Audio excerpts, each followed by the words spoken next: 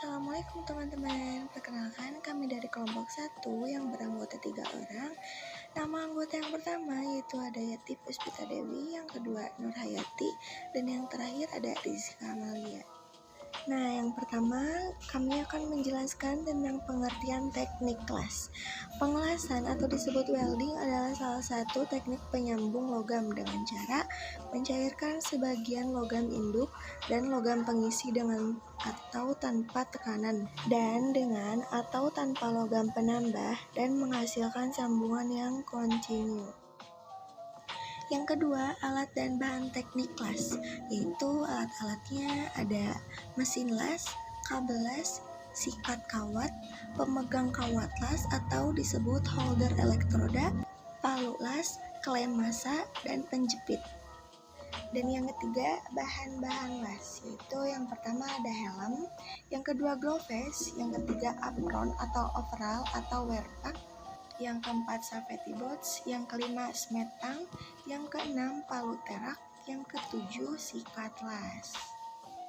Nah teman-teman, setelah kita tahu pengertian alat dan bahan teknik las, mari kita simak video teknik las sebagai berikut. Enjoy for watching guys.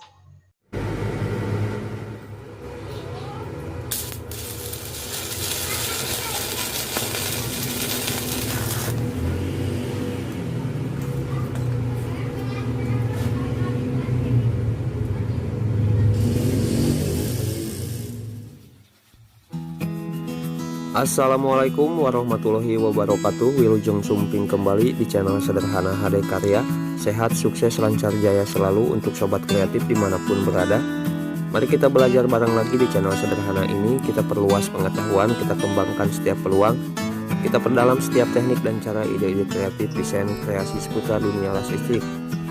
Adanya channel Sederhana ini insya Allah bukan untuk mengajari ataupun menggurui kepada ahli senior master yang skillnya sudah mumpuni, hanya sekedar berbagi dari pemula untuk pemula agar tetap bisa berkarya.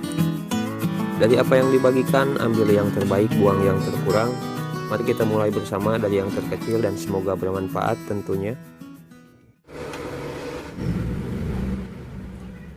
Oke, baiklah sobat kreatif, pada kesempatan kali ini saya akan sedikit berbagi teori teknik cara las listrik yang biasa pemula seperti saya pakai dalam pengelasan besi tipis, terkhusus pengelasan pada bahan galvanis. Dan di sini saya sudah siapkan dua media dengan bahan berbeda untuk kita praktek kali ini ya. Dan kedua bahan ini bahan yang umum di pasaran dan bahan yang sering dipakai di bengkel-bengkel las listrik, khusus bengkel Australia seperti saya ya.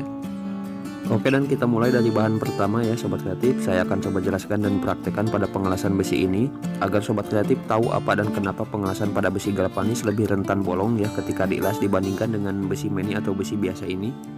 Pada kesempatan sebelumnya juga saya sudah pernah bahas ini sobat kreatif di video sebelumnya, yaitu teknik tumpang tindih pada pengelasan besi tipis agar mengurangi resiko bolong ketika dilas ya.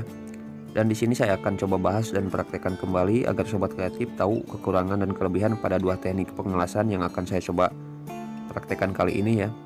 Dalam praktek pertama saya akan coba teknik tumpang tindih yang biasa saya pakai pada badan hollow ini dengan cara seperti dalam video cantuman pertama ditindih dengan cantuman kedua dan seterusnya ya. Oke, dan sobat kreatif bisa perhatikan dua pengelasan yang saya coba dalam video ini dengan teknik yang sama dan ampere yang sama juga di 55 ya sobat kreatif.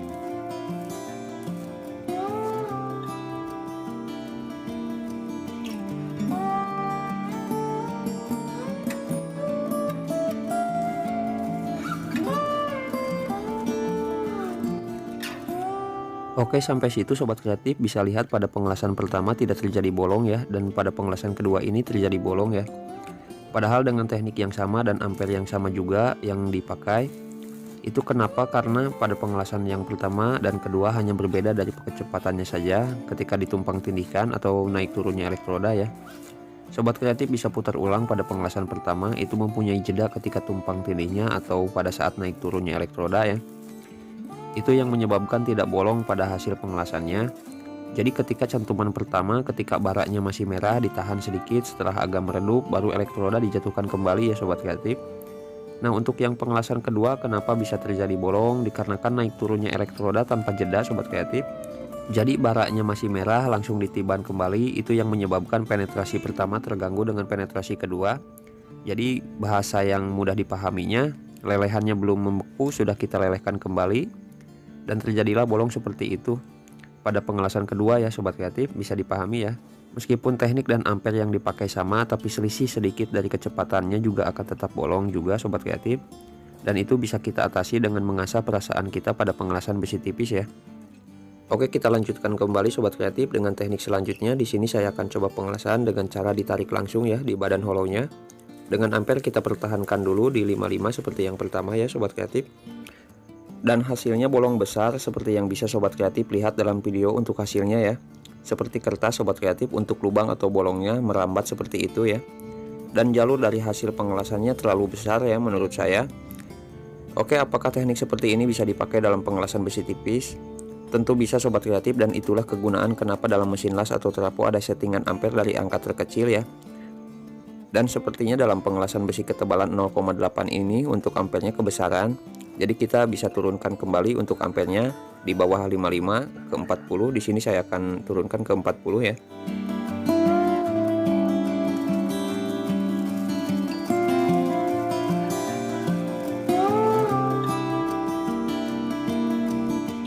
Baiklah sobat kreatif, dan inilah hasilnya setelah saya turunkan untuk settingan ampernya ke 40, sudah tidak bolong ya. Dan bentuk jalur dari hasil lasannya sedikit mengecil ya sobat kreatif. Oke, dan poinnya dalam teknik kedua ini kita harus mendapatkan ampere yang pas untuk mengurangi agar hasil pengelasannya tidak bolong ya sobat kreatif.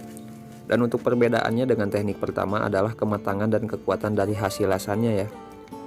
Oke, dan untuk yang mana yang saya bisa rekomendasikan untuk para pemula sama seperti saya ya, sobat kreatif ada baiknya memakai teknik yang pertama ya, karena kematangan dari hasil lasannya atau hasil penetrasinya cukup dikarenakan ampere yang dipakai besar ya sobat kreatif, dan jalur lebih tebal dibandingkan dengan teknik yang kedua.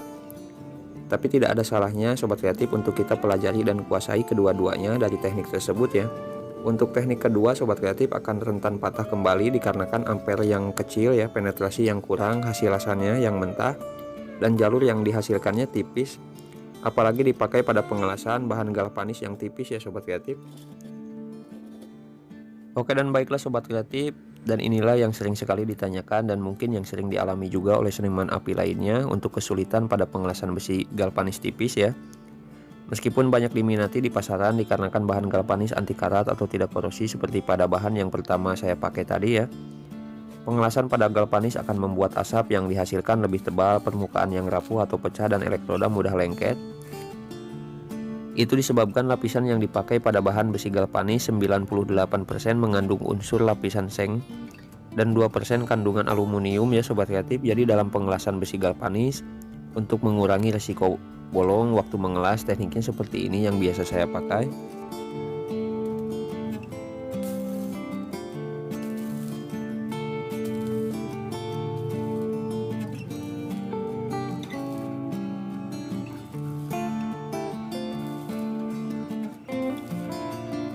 Dalam pengelasan besi galvanis, jika sobat kreatif memakai teknik tumpang tindih seperti yang saya pakai di pertama ya, agar menghasilkan penetrasi pengelasan yang baik pada galvanis, sobat kreatif hanya perlu menahan sedikit jeda ketika elektroda turun dan menahan jeda kembali ketika saat elektroda naik ya sobat kreatif.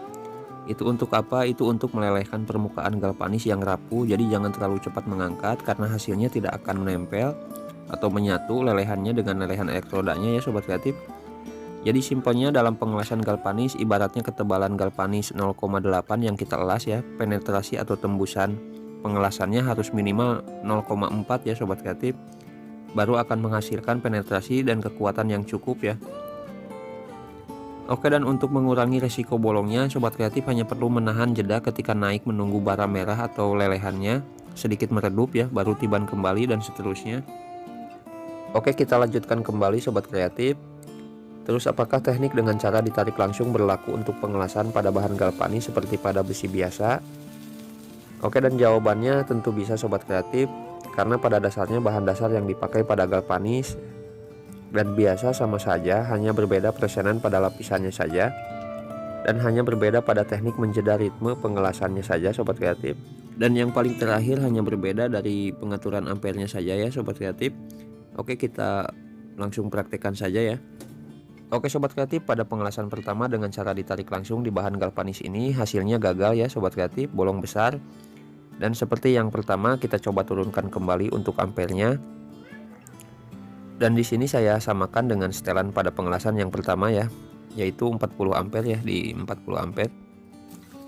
Dalam pengelasan dengan cara ditarik seperti ini pada galvanis, kalau ampernya sudah pas, jangan terlalu cepat menariknya sobat kreatif, agar penetrasi atau tembusannya cukup ya.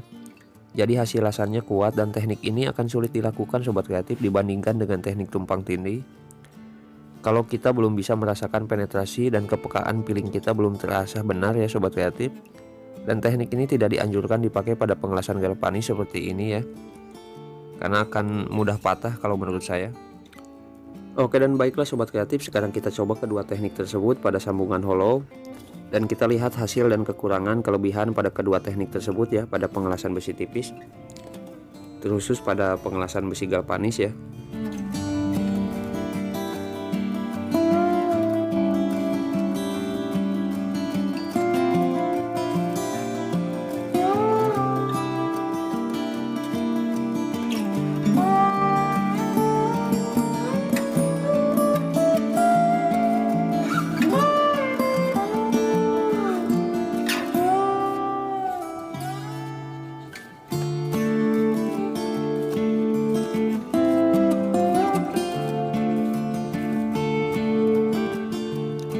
Baiklah sobat kreatif, teknik tumpang tindih pada pengelasan galvanis mempunyai penetrasi yang baik kalau kita bisa menyetabilkan gerakannya ya.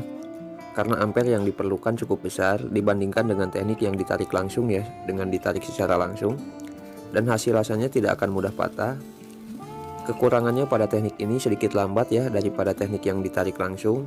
Hanya ke potensi bolong cukup rendah sobat kreatif, meskipun di ampere yang sedikit lebih besar ya.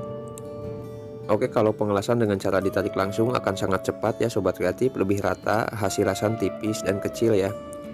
Untuk kekurangannya, penetrasi dangkal karena ampere yang kecil, potensi kebolong cukup tinggi ya sobat kreatif, karena kurangnya jeda pembekuan pada penetrasinya atau lelehannya ya. Oke sobat kreatif, jika sobat kreatif mau mencoba mempraktekannya kedua teknik ini di tempatnya atau di rumahnya pada pengelasan yang ditarik langsung ya ibaratnya, sobat kreatif pertahankan jarak renggang ketika menariknya ya. Harus tetap, jangan naik turun atau bergelombang ya sobat kreatif, karena akan dipastikan bolong sobat kreatif kalau kita sedikit lebih renggang ya jaraknya, dan kalau sedikit ke dalam juga akan sama bolong juga ya. Dan kalau mau mempraktekkan teknik tumpang tindihnya, sobat kreatif hanya perlu menyetabilkan gerakan naik turunnya dengan mengikuti barak merahnya saja ya sobat kreatif. Bisa dipahami ya sobat kreatif untuk sejauh ini. Oke, dan baiklah sobat kreatif, mungkin kecilnya yang bisa saya jelaskan dan bagikan pada cara pengelasan besi tipis terkhusus pada galvanis sedikitnya seperti itu ya. Mohon maaf dari banyaknya segala kekurangan, harap bisa dimaklumi karena saya masih manusia yang tak akan lepas dari semua itu. Dan ini hanya sedikit teknik dari pemula, semoga bisa bermanfaat untuk semuanya, untuk saudara-saudara yang tertarik dengan teknik-teknik sederhana pada pengelasan, dan untuk semua adik-adik siswa-siswi yang sebentar lagi akan menghadapi tugas PKL. Kebetulan konten ini saya buat karena adanya permintaan dari salah satu perwakilan siswa teknik yang akan menghadapi tugas PKL ya. Semoga bisa bermanfaat dan gambaran untuk tugas dan prakteknya. Menyicil ilmu lebih baik daripada menunggu ilmu itu sendiri sobat kreatif. Assalamualaikum warahmatullahi wabarakatuh.